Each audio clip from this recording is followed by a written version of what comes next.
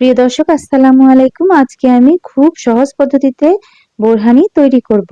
এত সহজ পদ্ধতিতে বোরহানি তৈরি করে এতটা মজা হয়, আপনারা না খেলে বুঝতেই পারবেন না। এতটা অসাধারণ সুস্বাদু হয়েছে। প্রথমে আমি কিছু পুদিনা পাতা দিলাম, একটা কাঁচামরিচ দিলাম, দিয়ে দিচ্ছি ধনিয়া পাতা।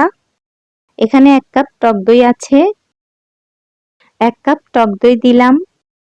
আমি এখানে রাঁধুনি বোরহানি মশলাটা নিয়েছি।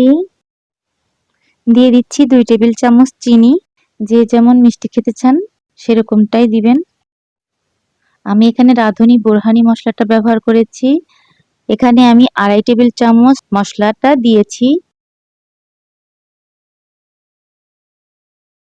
টমেটো সস দিলাম 2 টেবিল চামচ। এখানে আমি এখন ঠান্ডা পানি দিলাম। ঠান্ডা পানি দিয়ে আমি এখন ব্লেন্ড করে নেব। ব্লেন্ড করা হয়ে গেছে। আমি 2টো গ্লাস নিয়েছি, গ্লাসের মধ্যে আইস দিলাম।